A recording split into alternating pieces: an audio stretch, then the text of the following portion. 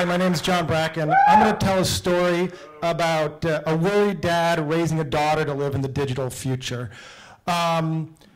Last Saturday, I woke up and my daughter had gotten into our bed somehow. She opens her eyes, looks at me. The first thing she says is, "I want iPad." Any parent of a toddler in this day and age was not surprised, and I was a little bit surprised that this thing went so viral. This is the little girl who thought a magazine was an iPad and was frustrated that the magazine didn't respond to her finger touches, right?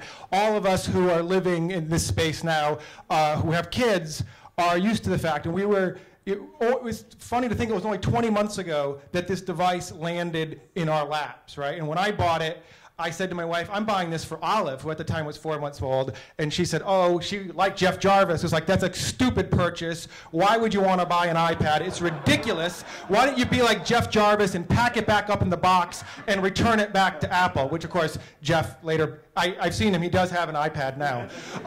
So as a worried dad, I've been disturbed by things like this report by the American Academy of Pediatrics, which is to say basically iPhones and iPads are bad for young children. They're as bad as televisions. Don't give them to them, okay? This report was picked up by the White House and Michelle Obama, whom I respect even more than the American Academy of Pediatrics. So when I went to my pediatrician later that month, I said to him, I wanted help. I wanted to know what I should be thinking about as I engage with this child who's going to be living in the digital future. What should I be worried about? What should I be thinking about?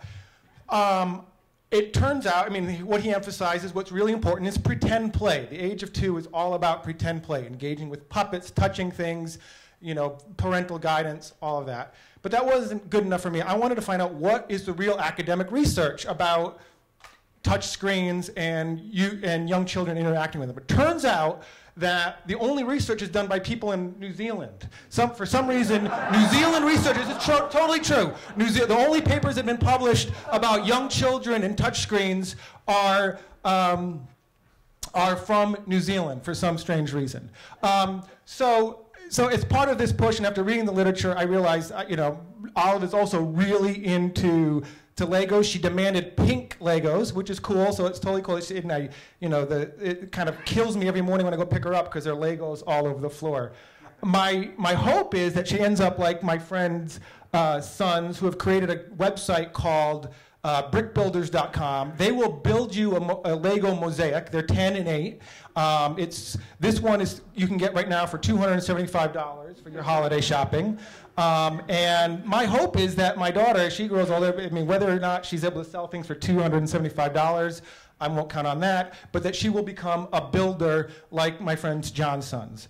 So Jonathan Zittrain, The Future of the Internet, wrote a blog post last month in which he said the PC is dead, right? And he's really focused on generativity and worried about the lack of generativity, the lack of our ability to get in and engage with devices like the iPad and the iPhone. Likewise, Cory Doctorow basically implied any parent who buys an iPad for their child is stupid because what you're teaching the child is that if you even want to change the battery, you have to be an expert, which is okay for my child Olive because her favorite thing to do on the iPad is to pull up Netflix and watch Dora the Explorer, which is I'm happy with. That's her first hit. She also likes to play Tea Party.